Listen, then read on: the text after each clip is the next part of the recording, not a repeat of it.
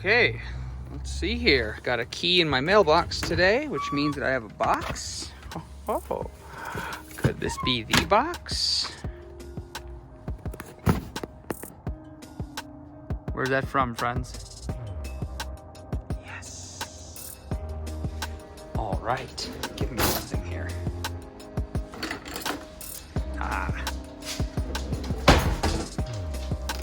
Boom. Yeah, a little. It's hard to do with one hand, guys. Booms. Always use safe knife practices. Never cut towards yourself. Okay, Boy Scouts? Okay? All right? I think from there we could probably finagle it open. What do you think? Oh, yes. Oh my gosh, look at this. I got a sticker. I'm so excited. Okay, shh, they're listening. Okay. Oh, there it is. There it is, wrapped in some kind of crazy wrap, motherfucker. Of course it's not easy to open with one hand. All right, let's see if I can do this. Does that work? Boom. Okay.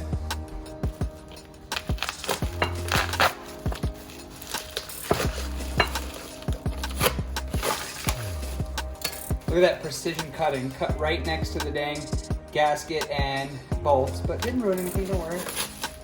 Oh, aren't you? It's not pretty. Oh, that's pretty. Look at that. Imagine some wrinkle red sprayed on top of this bad boy, huh? Yeah? Love it. This is one of my deepest secrets, Chairman.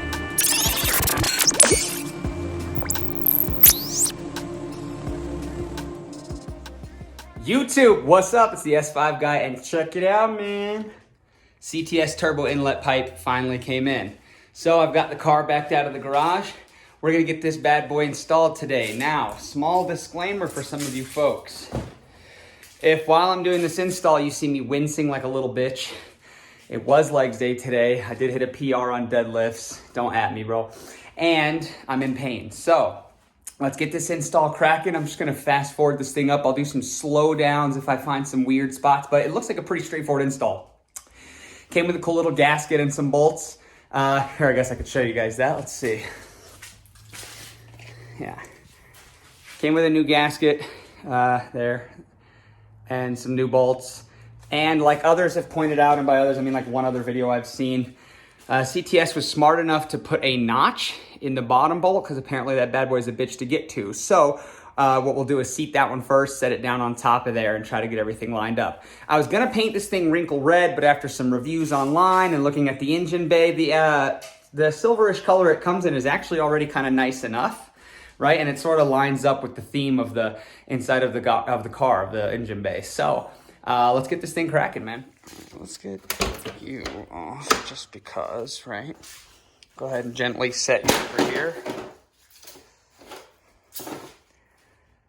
Okay, I'm not gonna lie, that actually fell a lot harder than I thought it would. I'm gonna start setting that down more carefully. Okay, so lots of vacuum hoses and things that need to come off. I see the Torx that needs to come off there, and then the annoying one is apparently underneath, but we'll get these vacuum lines and stuff taken off first. I know that this clip right here needs to come off, and then also we will take off this and maybe the whole coupler, since the cold air intake's there, just to have some operating room. Yeah, man, let's get started here.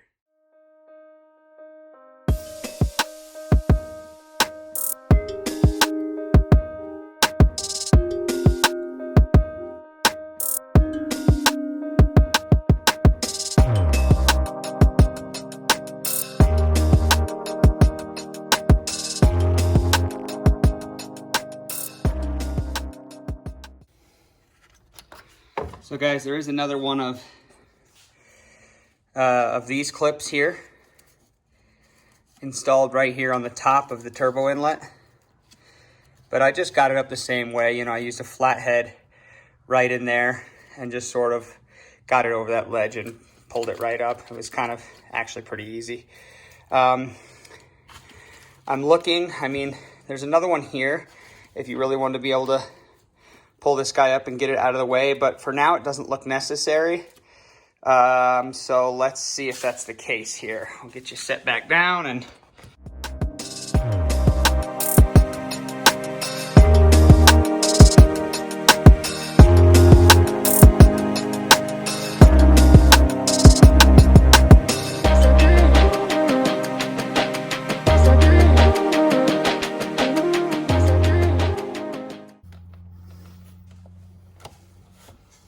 Okay, it's this guy here.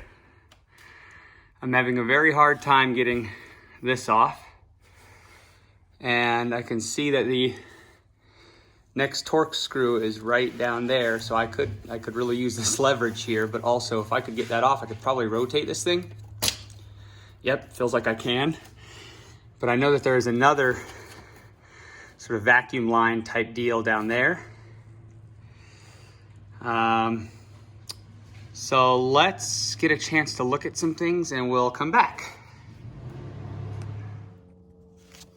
All right, guys, I did a little searching, and apparently with this guy here, you know, rotating it up a little and then just kind of slowly pulling out on it will get it free.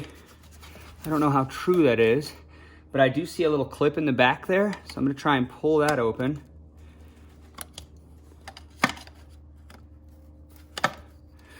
I feel like once that's free, you know, it should kind of pull right out, you'd think, right? See, is there a clip opposite that? Nope, there's not. So if we rotate it up, yep, that was it. It's just that one clip, boom. See that? So it's this one clip in the back right here. It's just that one clip. And so if you turn this guy up like that, which you don't have to disconnect any of the other parts for, if you turn that guy up like that, you'll be able to see it. And then just a flat head in there, light pressure so you don't break these. Pop those free as you're pulling out and it'll pop right out. So there's those. Let's see if we can get to that torque screw that's under there and find out a way to get that other vacuum line off. All right, guys, so for that lower Torx, let's see. I don't know why this isn't auto-focusing here because it's paying attention to the engine. There we go. I'm gonna kind of try this. Boy, it really wants to focus on everything else, doesn't it? But my attachment here seems a little long. And so I don't know that it'll actually fit down in there. And you can't really see down in there, otherwise I'd show you. But once this guy is moved up out of the way, there it is. And so I don't know if this will be small enough to fit down in there. I'm in there kind of, but do I have any rotating room? So let me get two hands to give this a shot and I will let you guys know if it worked here, okay? So guys, this is the issue I'm running into. With the Torx in place, that is how much operating room you have. Right there. A whole whopping like third of an inch. So I'm gonna have to see if I can find something to turn that bad boy while it's in place. And once it's loose, you know, maybe I can just kind of finger bang it out. You know what I mean? So yeah, let's see what we got. All right, friends, we adapt and overcome. So this is what I wound up having to do here. I put my Torx tip on the end of a very tiny adjustable, and I was able to sneak it down in there like that, line it up, and wrench it twice just to loosen it. And now I'll be able to just stick that Torx in there and grab the end by the hand and finish unthreading it. So, you know, whatever tools you got to craft yourself something like this, it worked. All right, guys, here is that annoying son of a bitch. I mean, I was right with that bottom screw. That's really what you had to do. You had to just use that tool. Now what I did was, so I didn't lose my Torx, I did some electrical tape around it and then just kind of pull pull out, which is not something I'm used to, pull out, you know what I mean? Just kidding. And then just sort of do that like 40 very slow, very cumbersome times. And then I was able to sneak this hand in like this and just kind of work it the rest of the way out. This guy on the bottom has like no give, this one here. So don't even try to sneak your hands around there and squeeze it and pull out. Just get 2 flat tips and go on this side and prime apart a little bit and push it down, and that'll pop right out. So that's out. Let me make sure I don't have anything, you know, inside the turbo blades here or anything like that. I don't. It looks clean and nice. So I'll wipe that real quick and we'll start putting the new one in. Again, because CTS was smart enough to know how difficult and how much of a bitch this is, there's an opening on this end. So I'm going to tighten that one down pretty much all the way, just enough to where that pipe can slip in there. And then we'll put it together. Let's go.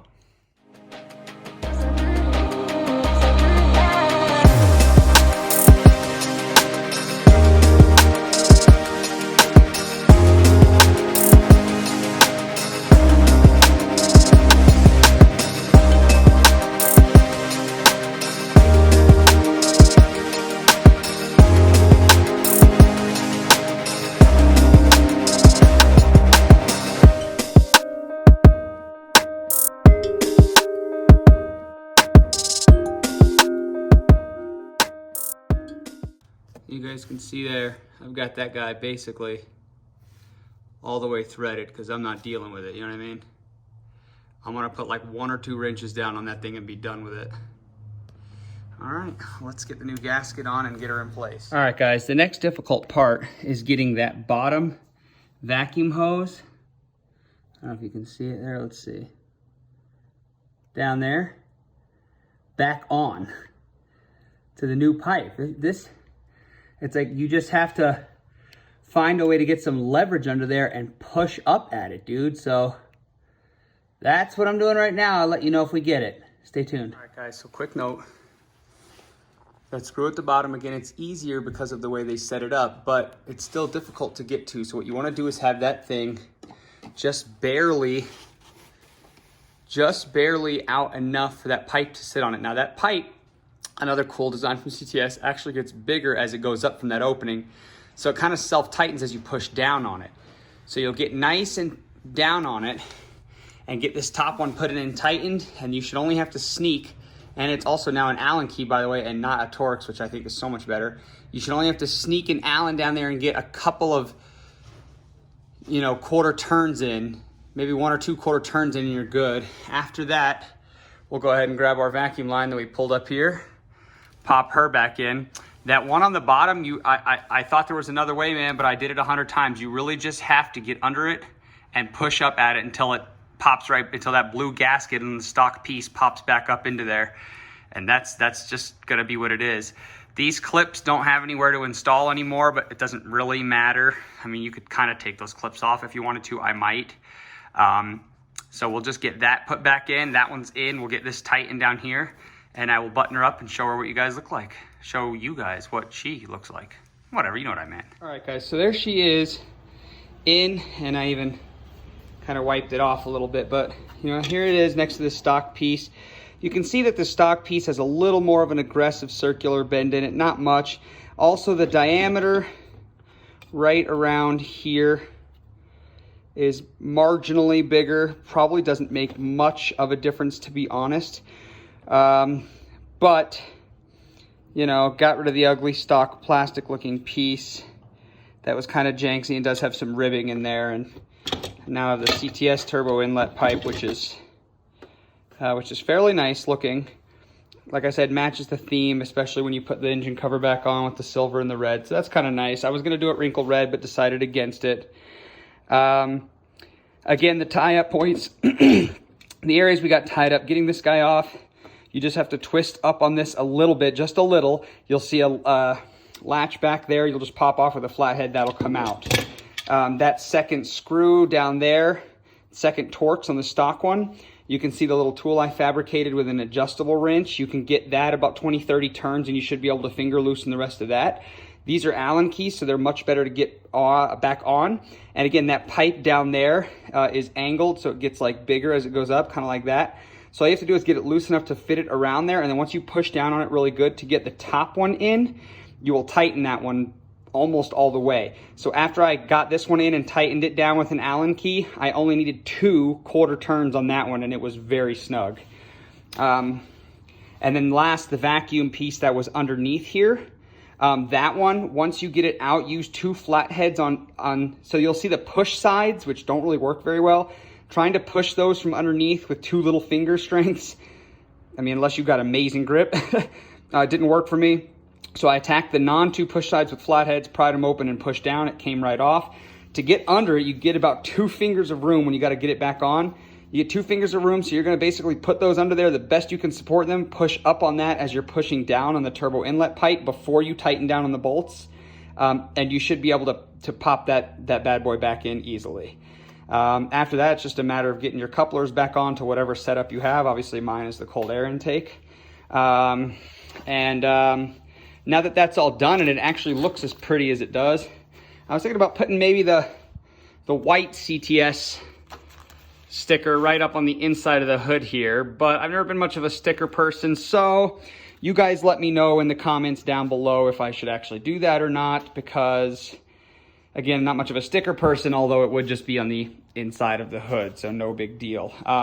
But there it all is. I will put the engine cover back on, get my stuff cleaned up here, and give it a startup, because I know, like anybody that mods cars, it probably doesn't actually sound different, but it's going to sound different to me. Okay, hold on. Guys, one more quick note. Those stock clips that were on here, that were right here and here, over top of this rubber,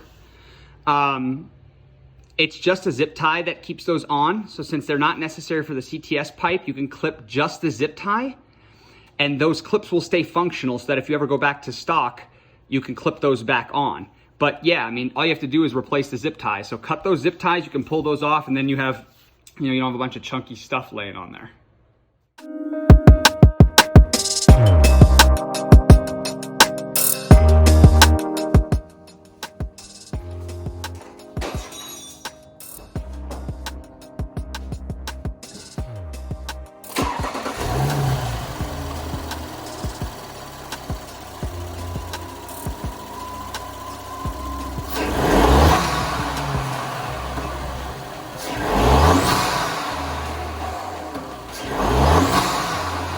So there she is, all buttoned up and done. I think it sounds beautiful. It looks beautiful, way better than the stock plastic pipe, but honestly, it'll also support future mods. If you liked what you saw, drop a like.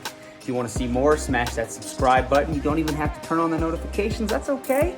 And I will see you guys around the next video. Thanks for tuning in, man. This is one of my deepest secrets, Sherman.